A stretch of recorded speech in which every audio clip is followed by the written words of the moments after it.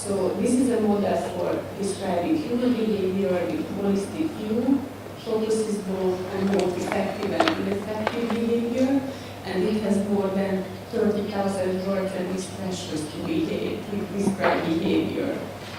So this is the model again. It has some axes and dimensions, you can see. And these are the 3 dimensions, the main dimensions of the figure, and the 8 axes with some description of different behaviors. And as an example, I wrote 2 country profiles, how Slovenian, for example, Slovenian decision makers and Austrian school leaders see an effective school leader. And you can see, according to different axes, that, for example, the Austrian profile is now much more balanced, but, for example, the Slovenian decision makers find firm, organizing, or pragmatic, realistic behavior somehow more important than, let's say, being engaging, interested, or creative and stimulating. So this is just to represent how we made these profiles. Of course, we made in each country one for both decision makers and school leaders, how they see an effective leader. And the main findings are put in this table, and of course, my colleagues will tell you more about their own country results. But just on a very general level, you can see the countries in the first column.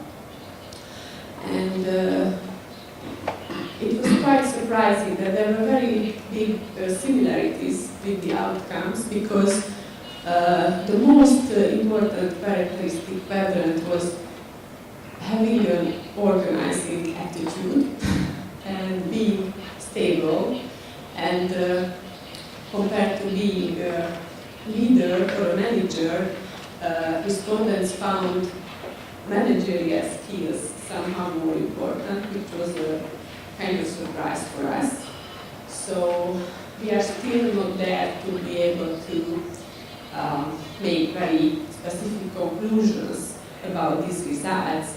So we would like to use this year to sit down again with these stakeholder groups and try to analyze the results, why they think these results came out, and what implications they see in them for the future. Yes, this is the list of the main findings. As I already mentioned, this organizing attitude was very strong, being task-centeredness, regulated with a slowly changing plan performance.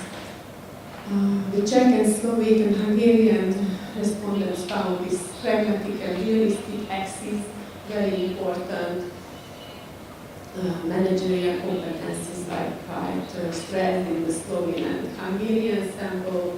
In Czech Republic, well-balancedness was quite important, while in Austria and Slovakia, respondents found operational competencies more important. In Austria, the cooperative quadrant received the same value as being an organizing person, and in the Czech and Slovak profiles, it was also interesting that independence and self-reliance were quite stressed. In general, the Slovene, the Slovak, and the Hungarian profiles are more specific ones, while the Austrian and Czech profiles have more universal expectations. So we still have a lot of questions regarding these results. And as I already mentioned, this is for the future to be able to understand well why these results came out and how. And as for our future and present activities, as I already mentioned, this year we would like to have national workshops again with decision makers, school leaders and teachers, and bring them these results and see what they think about it, and how they think this profile could be improved further on. And it's also a plan to use the existing profiles for implementing in our national leadership training programs, because most of our members of the consortium are training institutions themselves who provide training for professional development for school leaders. And we also like to collect and develop methods for the selection and assessment of school leaders with the application of the tool. With some, of course, with some recommendations for policymakers. And we have a new partner from the University of Uppsala, Sweden, because we would like to bring a new dimension into the project, and we would like to find out how they perceive our Central European processes with their own Scandinavian approach, and we will give some peer review report on our processes, and we will also visit them in next year in the framework of a peer learning activity to see how they see this issue and how they implement the professional development of school leaders.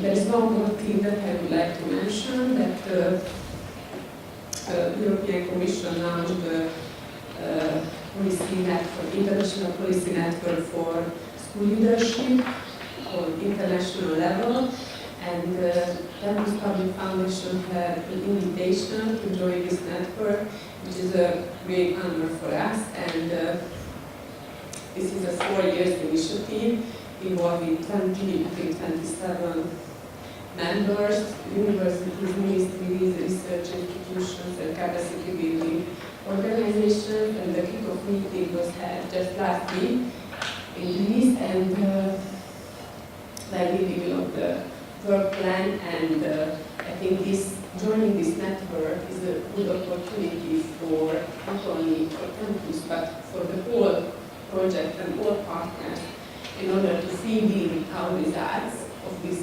European international processes and get feedback on them for further improvement. And results of our project can be downloaded from our website in English. You can find some CDs outside at the registration corner, and we have a conference in November on discrimination, where I would like to invite you. It's on the 24th of November in Budapest. There will be the program and some more information uploaded on our website soon, so you are very welcome to come. If you have any questions or you would like to contact me, please do. And thank you very much for your attention.